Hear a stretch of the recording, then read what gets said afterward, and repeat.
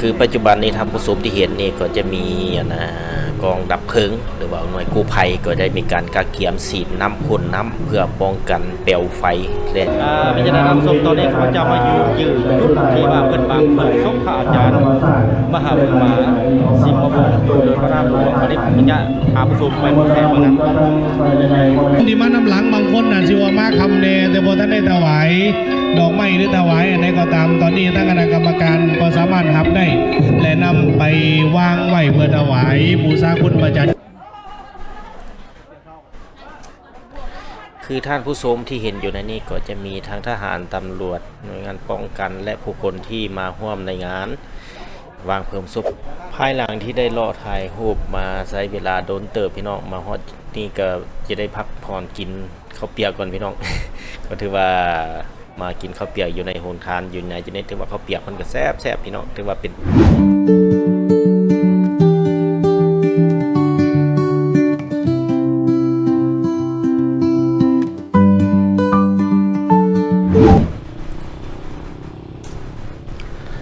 สบายดียินดีต้อนรับเข้าสู่ช่อง YouTube สวัสดิ์บรรณาวันนี้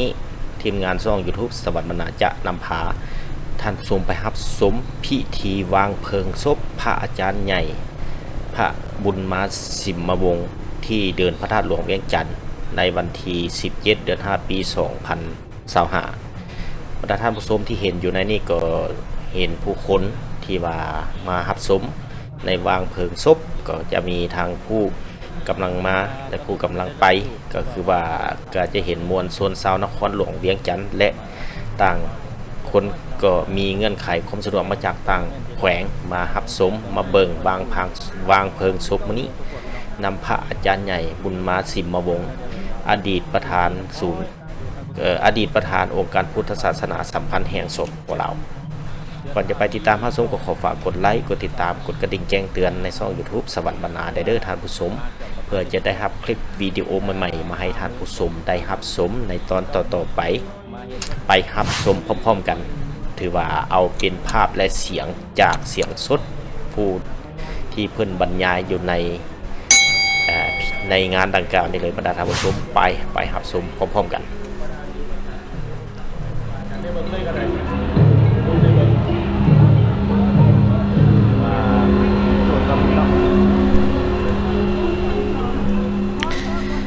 คือปัจจุบันนี้ทางผู้ชมที่เห็นนี่ก็จะมีกองดับเพลิงหรือว่าหน่วยกู้ภัยก็ได้มีการกักเกียมฉีดน้ำพ่นน้ำเพื่อป้องกันเปลวไฟและจะมีสินลูกฟืนลูกไฟย่านปิวไปตกใส่บนอื่นย่านเกิดเพลิงไหม้นี่ถือว่าการฉีดน้ำใส่นี่เป็นเพื่อป้องกันอัคคีภัยที่อาจจะเกิดขึ้นก็ถือว่าเป็นการปลอดภัยไปก่อนพี่น้องว่าอยู่ในบริเวณกลางเดินเนี่ยครับในจุดที่ผู้ชมยืนอยู่ในนี้ก็คือรู้สึกว่าฮ้อนๆพี่น้องไปใกล้บ่ได้ก็สังเกตว่ามีการฉีดน้ำใส่เพื่อปลอดภัยไว้ก่อนครั้งแรกในชีวิตที่ว่ามาเห็นผ่านมาก็เคยเห็นแต่ในรูปและวิดีโอเท่านั้นวันนี้เห็นตัวจริงพระอาจารย์ใหญ่มหาบุญมาสิมวงศ์อดีตประธานองค์การพุทธศาสนาแห่งสปป.ลาว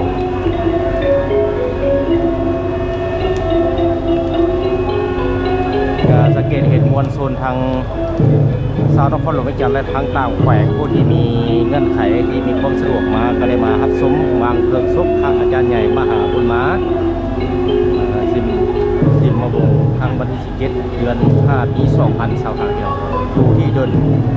พระธาตุหลวงเวียงจันทร์เมืองไซเสถานนครหลวงเวียงจันทร์ก็เห็นว่าเป็นมวลชนทางชาวนครหลวงเวียงจันทร์ทางต่างแขวงก็ได้มาวางเพลิงศพในมื้อนี้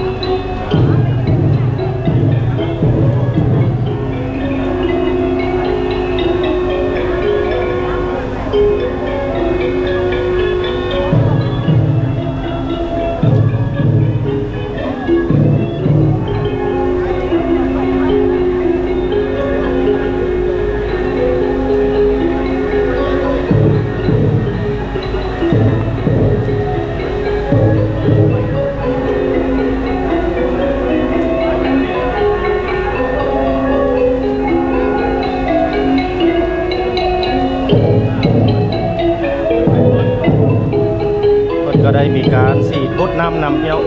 อย่ามันปลิวไปที่อื่นมีทางดับเพลิงคนอย่าลดน้ำ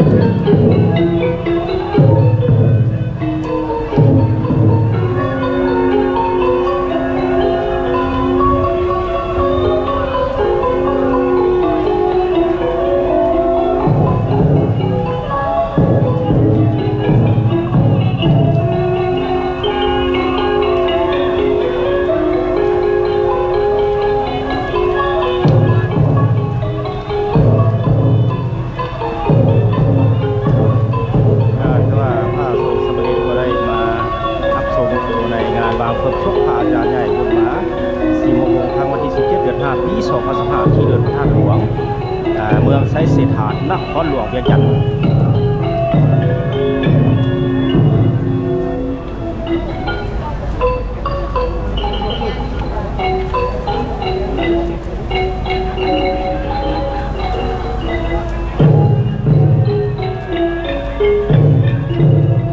จะไปเบิ่งในจุดเบื้องแรกของสำหรับโครงการในการทำที่เขามาในบางส่วนยังเหลือมันมีอยู่ในนำบรรดาในบางส่วนแต่ฝ่ายทั้งหมดก็ได้ร่วมกันทั้งหลายในรวมบุญผลด้วยการทำความสะอาดสถานที่ทุกคนมาในสถานที่นี้เป็นเจ้าภาพรวมกันทั้งหมดตอนนี้ในสงการสงสารมาจากไหนว่าท่านด้วยการองค์การพุทธศาสนาสัมพันธ์ในโลกของเราอนุโมทนาคนตาสาธุต้นดอกต้นโยมเลยสมองการเจ้าหน้าที่ในการปฏิบัติการดีในการลงเยี่ยมสถานที่เมื่อความเป็นในวันเมื่อความสมบูรณ์เป็นการเจ้าหน้าที่ในขณะนี้ที่กำลังในการเป็นสายฝนน้ำในการมีปล่อยน้ำการในแต่ละจุดเป็นฝนฝอยเพื่อไปปล่อยในสถานที่ในการละลายถ่ายไถเอาฐานน้ำไหลได้เห็นแล้วว่าทุกสิ่งทุกอย่างพิจารณาน้ำส้มตอนนี้เขาจะมายืนจุด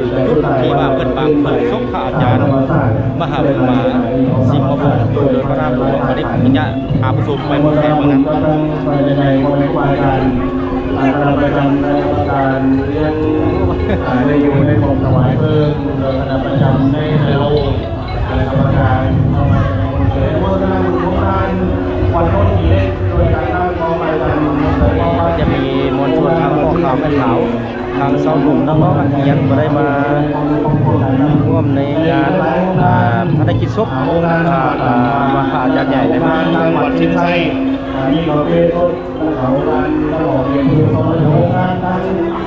ตอนนี้หลายขนาดผลิตหลายโรงงานแต่ไม่ได้เขียนนายสื่อว่าไหนพอไปโวยมากันเขาละส่วนมีกาวเหมือนมีของคนเหลือเลยที่หลายโรงงานที่ว่าเป็นหลายรายงานเมื่อแต่วันที่คือเมื่อคณะกรรมการอุดมวันนั้นในการมโนวันนั้นไปมอบวันนั้นในการจัดในการจดในการบันทึกหกพันนำนานทั้งเบื้องหน้าทั้งเบื้องหลังต้องขอขอบใจชีนะครับทุกคนที่การสนับสนุนพุทธศาสนาด้วยดิฉันมาเรื่อยๆนะครับคลิปวิดีโอใหม่มาท่านผู้ชมนะครับในตอนต่อไปกันลุกนักประดาของการจัดเป็นการจัดวงด้านคนตะเบิงได้เพื่อวัดมันธรรมะมันธรรมะของมันลืมได้ทำมันได้ใส่และภาคสนาม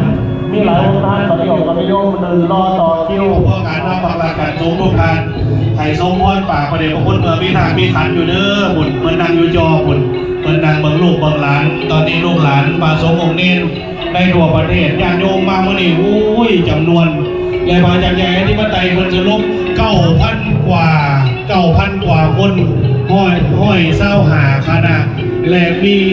ต่างประเทศอีก9,000 กว่าคนที่มาเป็นเจ้าภาพในพิธีบำเพ็ญกุศลตลอดระยะเวลาตั้งแต่เมื่อวันที่17 เมษายนมาจนฮอดวันที่17 พอดีที่ถวายเพลิงอนุโมทนาบุญโมโหวแม่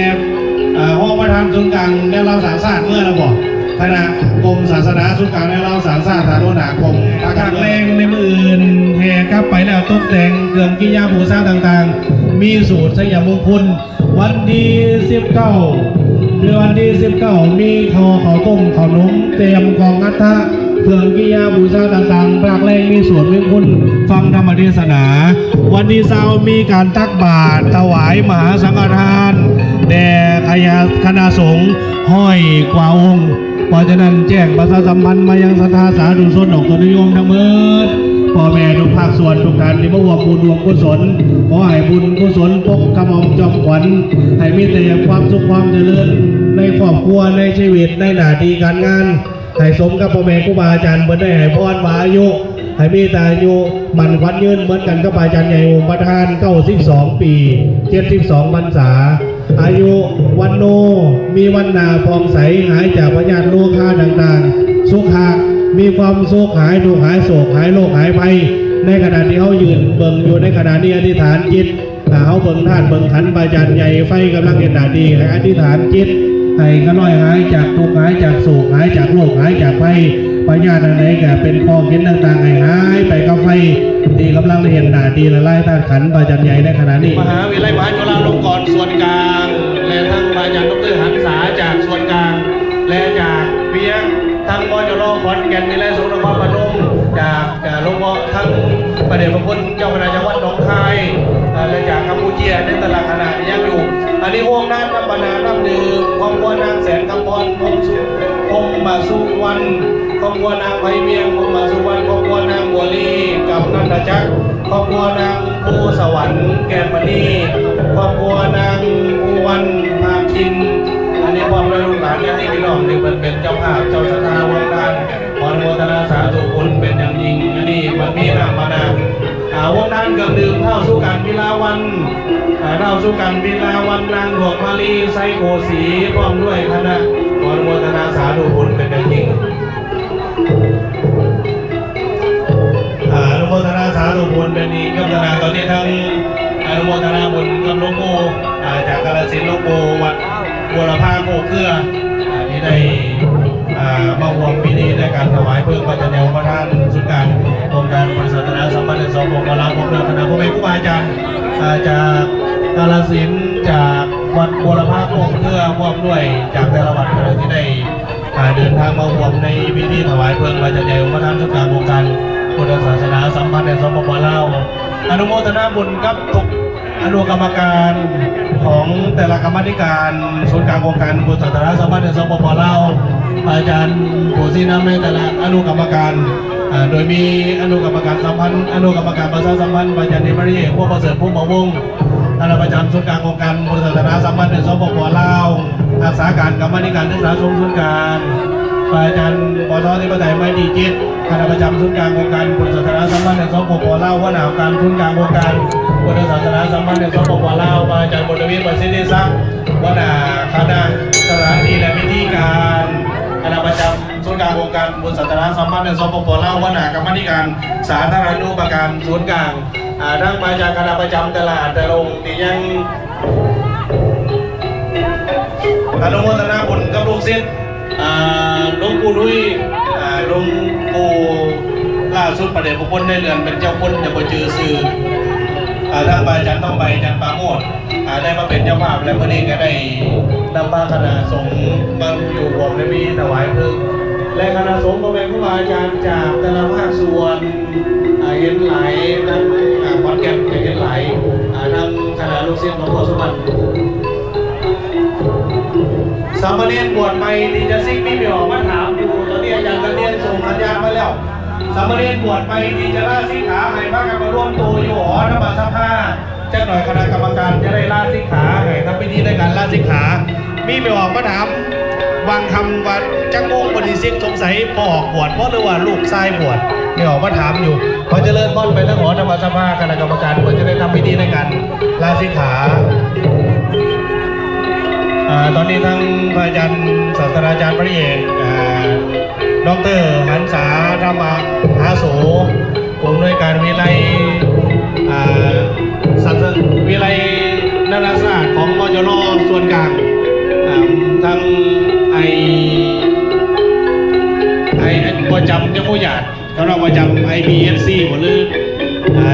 ที่พวกแม่ครูบาอาจารย์ตอนนี้ท่านประเดชพระคุณมาเป็นครูบาอาจารย์ในส่วนกลางก็ยังอยู่หลาย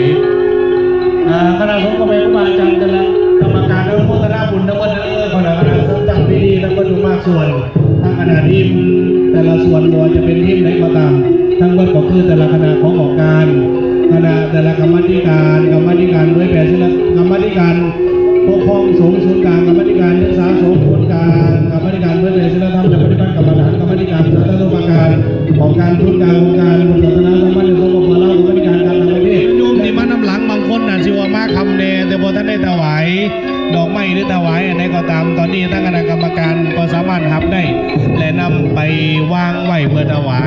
ษาคุณประจันใหญ่ไพ่ตอนนี้ไฟกำลังเห็นหนาทีในการละลายธาตุขันธ์กำลังเห็นหนาทีในการละลายไม้จันทร์ที่ได้หุ่มห่อธาตุขันธ์พระจันทร์ใหญ่ไม้จันทร์เป็นไม้ที่หอมไม้จวงไม้จันทร์ไม้ยอเงินยอคำคูณเงินคูณทำอนุโมทนาบุญกับทั้งคณะแต่ละภาคส่วนทั้งหมดที่พระอาจารย์ของการก็ได้กล่าวไปแล้วและก็ได้กล่าว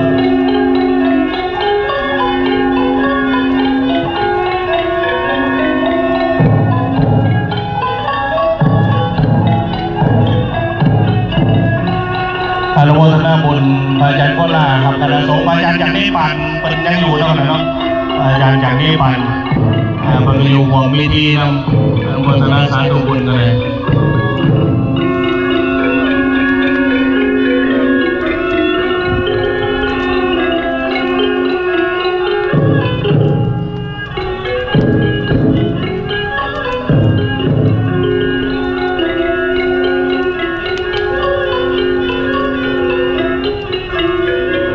ตอนนี้ก็เบิ่งเพลิงกำลังไหม้พี่น้องนี่เรียกว่า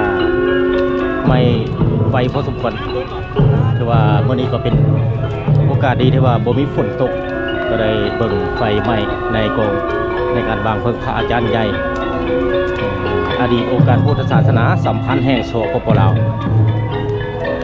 พระอาจารย์ใหญ่มหาบุญมาสิมมวงศ์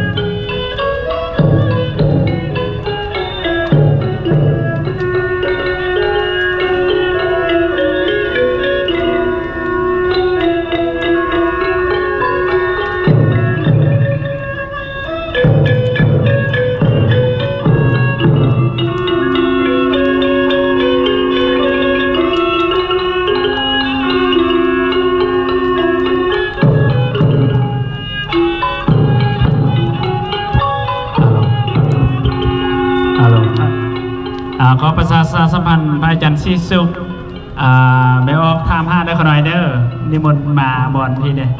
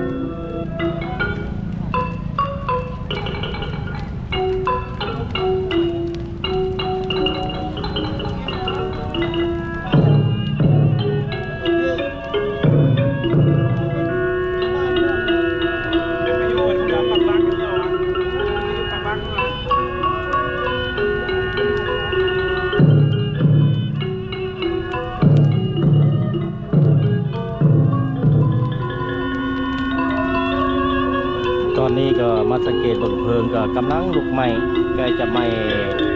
ในดินของเพิ่นและบรรดาท่านผู้ชมก็ถือว่ามีหน่วยงานที่ว่าจะเป็นกู้ภัยทั้งดับเพลิงก็ต้องได้เบิ่งติดตามอย่างใกล้ชิดเพราะว่าตอนนี้ก็มีลมพัดมาถ้ามีลมพัดมาก็ต้องได้เบิ่งอย่างต้องได้ฉีดน้ำใส่ยันแปลวเพลิงปลิวไปบนอื่นคือท่านผู้ชมเห็นอยู่ในปัจจุบันนี้ก็ถือว่าเพิ่นฉีดน้ำแม่นสกัดแปลวไฟหรือว่าลูกไฟที่ปลิวออกจากกองไฟนั้นนี่ก็ได้ว่าฉีดเป็นจุดเป็นครั้งเพื่อบ่ให้มันเกิดอัคคีภัยไปจะหาจุดอื่นก่อนอื่นต้องขอบใจ FC นะครับทุกคนให้การสนับสนุนในช่อง YouTube สวัสดิ์บรรณาในตอนนี้ในทีมงานช่องสวัสดิ์บรรณาได้นำพาท่านผู้ชมมารับชมพิธีวางเพลิงศพพระอาจารย์ใหญ่อดีตโอกาสพุทธศาสนาสัมพันธ์แห่งสปป.ลาว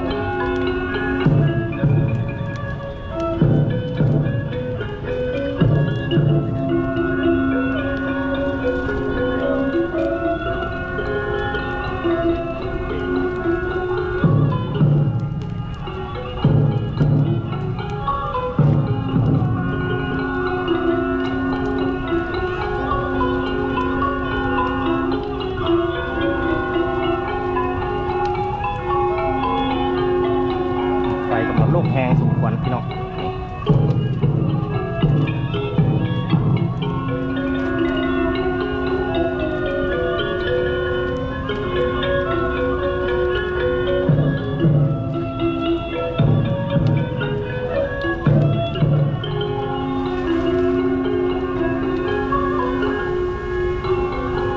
ฉีดดับสกัดลูกไฟที่ปลิวขึ้นจากเทิงนั้นเพื่อบ่ให้มันปลิวไปหาจุดอื่นตอนนี้ลมก็พัดมาอีกพี่น้อง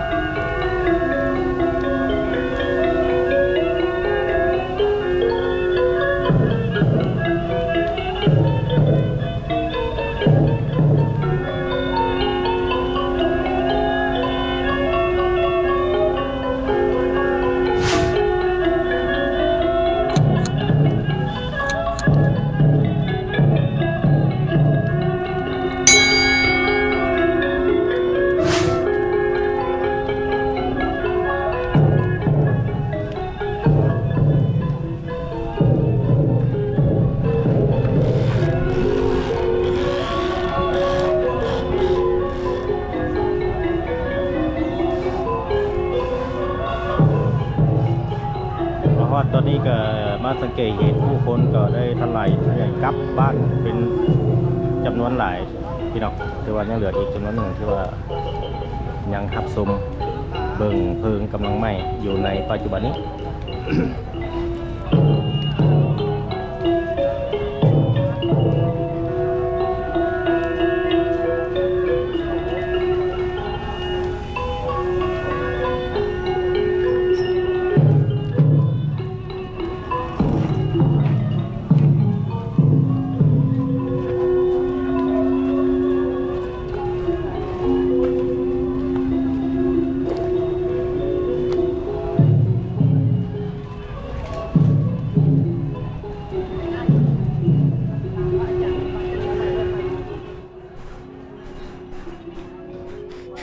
เป็นอย่างไรท่านผู้ชม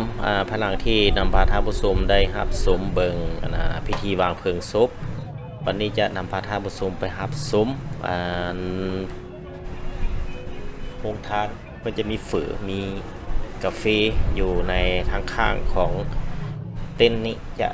พาผู้ชมไปรับชมว่าจะม่วนจะเป็นแบบใดมีคนไปรับกินรับชมอยู่ในจุดดังกล่าวหันหลายพอปันใดไปเบิ่งไปพุ่นคือว่าเป็นตาม่วนแท้ๆว่ามีหลายคน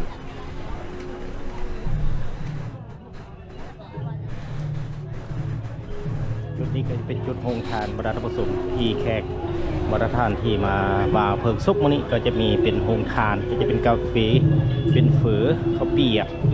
เพิ่นก็จะอยู่ในบริเวณของอ้อมรอบเบื้องข้าง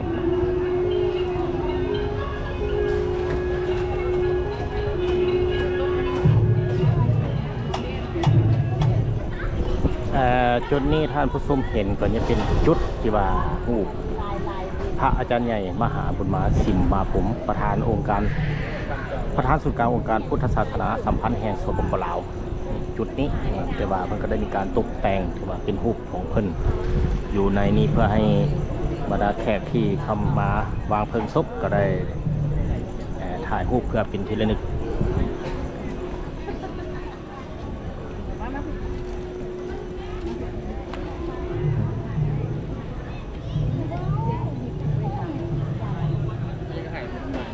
ว่าผ่านมาเพิ่นก็ได้งานอยู่ในหอจุดนี้เป็นเวลา1 เดือนเต็มแต่วันที่17 เดือน 4 2025ฮอดวันที่17 เดือน 5 2025อยู่ที่บ้านท่าเราเหนือเมืองไซสถานนครหลวงเวียงจันทน์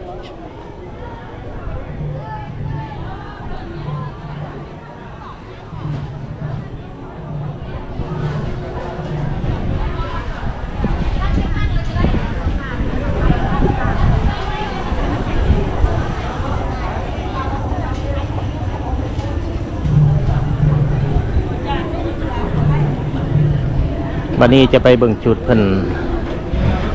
เป็นโรงทานจะเป็นข้าวฝือขั่วจะเป็นกาแฟ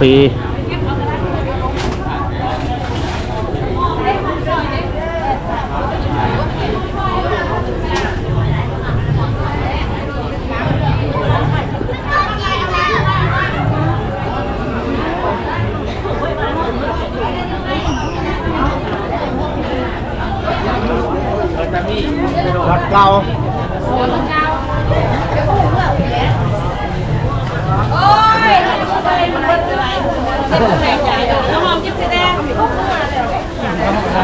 หลายคนเป็นตาแซ่บเลยหลายคนแซ่บเนาะยำแบบนี้เลยมันจะแซ่บแบบนี้เลยมันจะแซ่บมันหลายคนแบบนี้จะขายดีไหมจ๊ะเนาะจะขายดีอยู่เลย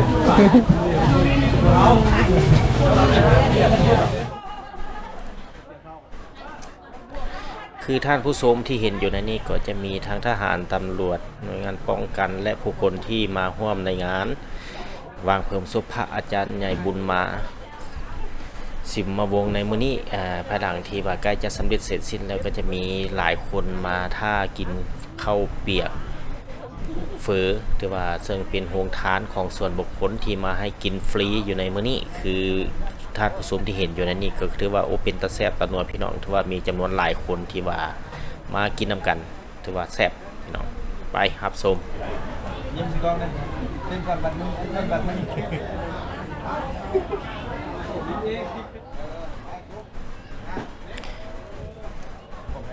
ภายหลังที่ได้รอถ่ายรูปมาใช้เวลาโดนเติบพี่น้องมาฮอดนี่ก็จะได้พักผ่อนกินข้าวเปียกก่อนพี่น้อง ก็ถือว่ามากินข้าวเปียกอยู่ในโฮงทานอยู่ในจะได้ถือว่าข้าวเปียกมันก็แซ่บพี่น้องถือว่าเป็นยำกินตอนหิวก็เลยว่าแซ่บมีหลายคนกินนำกันถือว่าแซ่บไปพี่น้อง จนมาฮอดจุดขั้นตอนสุดท้ายก็คือว่าคือ ภายหลังที่ได้กินข้าวเปียกเป็นที่ซีพห้อยแล้วทีมงานช่อง YouTube สวรรค์บรรณาก็ยังได้เกาะติดเบิ่งรูปภาพถือว่าในนี้ก็ถือว่าในบันตอนสุดท้ายก็ถือว่าเพลิงก็ได้ไหม้ใกล้จะสิ้นสุดและคือบันตอนสุดท้ายนอกจากนั้นก็จะมีนี่มาพบปะกับทีมงานไอ้น้องไฟฟ้าลาวที่มาปฏิบัติการนาเวียกหรือว่าเบิ่งฟืนเบิ่งไฟอยู่ในงานวางเพลิงศพพระอาจารย์ใหญ่บุญมาสิมมาวงอยู่ในมื้อนี้นี่ก็ถือว่าเป็นอีกหนึ่งเป็นทีมงานของน้องไฟฟ้าเฮามื้อนี้ก็มีความภาคภูมิใจที่ว่าได้ปฏิบัติประกอบส่วนเวียกงานเข้าในเวียกงานดังกล่าวนี้ก็เป็นเวียกงานหนึ่งที่ว่าทางหลายๆคนได้รับรู้ถือว่าเบิ่งฟืนเบิ่งไฟให้ใช้ได้เป็นปกติตลอดในการใช้งานดังกล่าว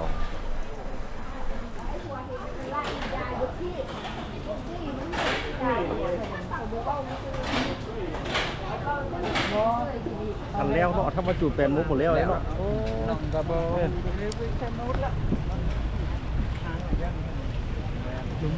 มึงก็ฝนตุ้งแห้งนี่เดี๋ยวเต้นมากันอ๋อร้านนี้บ่อนนะผมเป็นอย่างนั้นขึ้นตะเวนหลังว่าสุดท้ายโอ้ยฝนก็ได้เนาะฝนน้ำแล้วบัดนี้ถ้าว่า